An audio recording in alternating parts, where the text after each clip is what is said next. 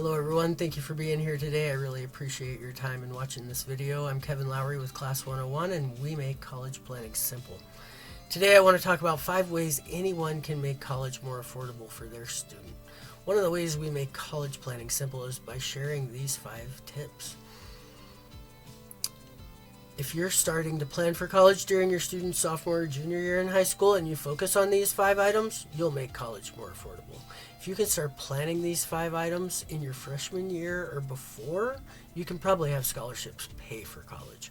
There's a big difference between college planning and finishing applications. With college planning, you're able to maximize your students' college options and scholarship opportunities. With that, let's get started.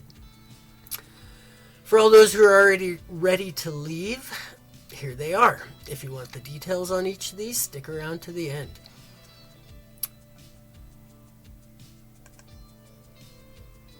Developing a college list. Proper college lists are critical. And so we want 10 items on that list, with applying to 7, having 2 safe schools, and 5 that are what we call reach. And the more available options your student has, the better position your student will be in. Test prep and resume building are critical for securing scholarship funding. Unless your family wants to pay for college out of pocket, you're going to have to secure some sort of financial aid. And of course, what most people think about with funding college is scholarships. So we're going to talk about the different kinds of scholarships and all the different options that are available.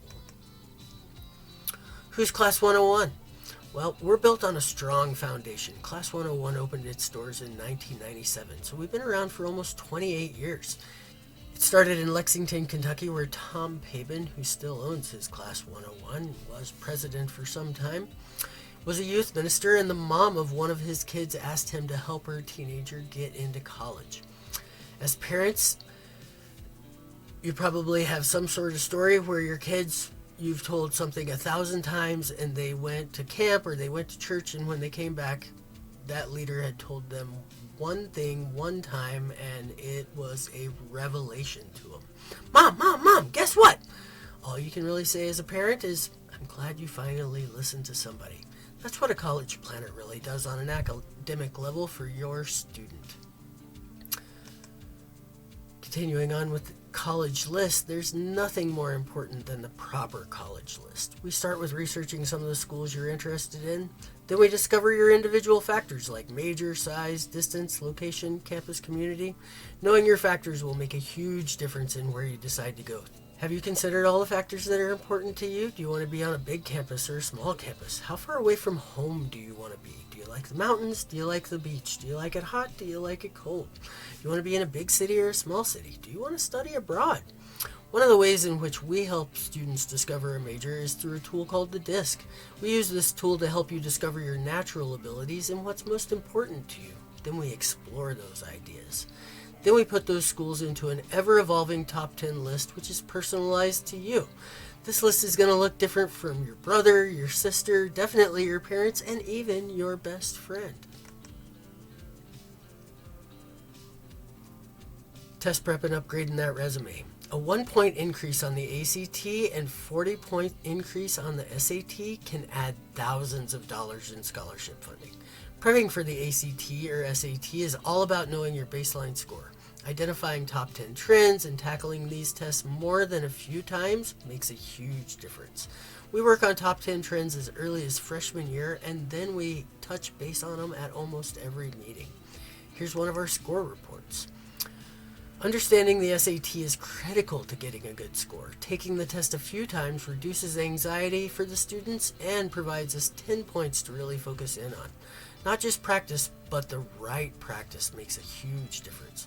Our boot camp takes the exam twice. Our 4 and 6 week courses take the test at least 4 times, and our 8-week course takes it 5 times. Proper practice makes progress. As a pro tip, you have an average of 45 seconds to answer each question. That means you need to comprehend about 350 words per minute to complete the exam. Do you know your base reading speed? I analogize it a lot like a marathon runner.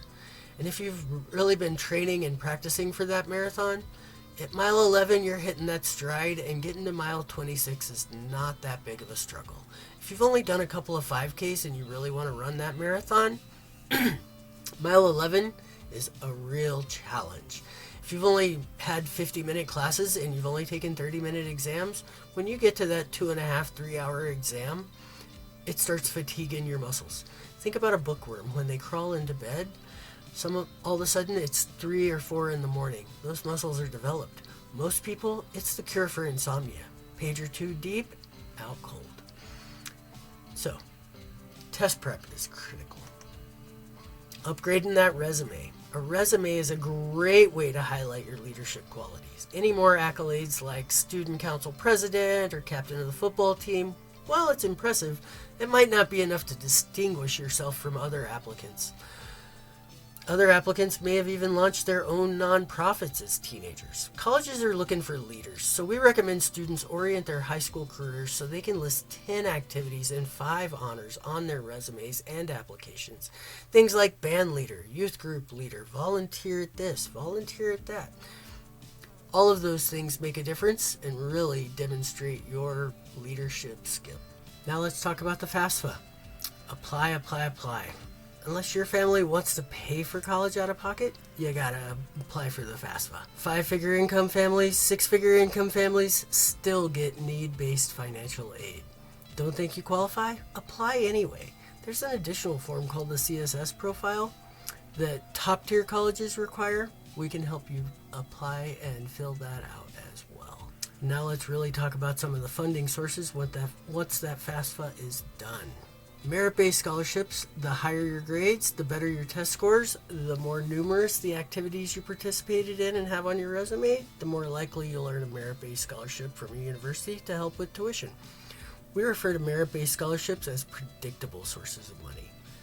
While special scholarships are predictable sources of funding, they are more typically unknown sources of funding. Special scholarships are school-specific scholarships that come directly through the college university that you are planning to attend.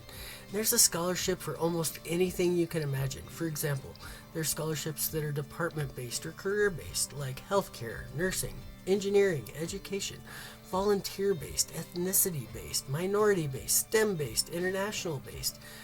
Your student could be eligible for a scholarship based on criteria unique to their profile. Also, merit-based and special scholarships are stackable scholarships. So if you end up getting that D2 athletic scholarship instead of that D1, you can get the special scholarships if you've got all your ducks in a row. Here we have 3 feeder schools in New Mexico. The 2 on the left are UNM and NMSU. Notice that UNM doesn't mention or require any test score. NMSU uses an academic index score, which you calculate on their side. The NMSU scholarships can be applied to test optional, but you lose at least $2,000 per scholarship. Another reason for a good college list and reviewing those schools' requirements. The one on the right is Texas Tech, and I really appreciate the way their table is organized. Notice, if you have less than a 3.5 GPA and are test optional, there are no scholarship funding that first year. You can, however, make that up in the renewal period after the first year. As a side note, Class 101 students received in 23, we had 1,200 seniors in our pipeline, and on average, we got $167,000 per student in merit-based scholarships. In 24, we had more than 1,700 seniors, and we got on average $200,000 in merit-based scholarships. Knowing how to approach that funding makes a huge difference. Good test scores and GPA equal more scholarship money. Ideally, you want to maximize merit-based scholarships because that's predictable. 95% of colleges have merit-based scholarships for incoming students. Some of them are competitive, as you see here, which means a minimum GPA and your test score and a good resume will put you in contention for those. Some are automatic, so a specific GPA and a good test score automatically qualify you for money, like you see here. Taking advantage of merit-based scholarships and knowing what you need to do to get to that is another way to help make college more affordable. Outside scholarships are those given by an organization that isn't your college or the federal government. These are sometimes also referred to as private scholarships since they come from private sources. Outside scholarships are unpredictable sources of funding. As you can see in the table, there are some places to look for these types of awards. Coca-Cola, Burger King, Sandia National Labs, Gates Millennium. All of those are good sources of funding, but they're not predictable, and once you apply for them, if you get awarded, you can't apply again. Primarily in mid-senior year, we start to pursue 5, 10, 20 different outside scholarships. You might have to do 20 to get one scholarship. You could do 20 and win 0. Again, that's why they're unpredictable, but it is a way to help make college more affordable. So, why would you want a college planner? Find the best schools, stay ahead of the application process, increase those test scores, increase scholarship opportunities, become a competitive applicant, and reduce the cost of colleges. Just a few considerations why a college planner can pay for itself in no time flat. Here's the 5 secrets again. I really appreciate you watching. Now that you know all about the 5 secrets, it's time to schedule an appointment and see how we can customize a plan around the needs of your family and your student. What we'd like to do now is schedule a free individual consultation to see how these 5 secrets can work for your family. If you scan this QR code using your phone's camera and click the link that appears, we'll get you scheduled in. Thank you so much for joining me today. I really appreciate it.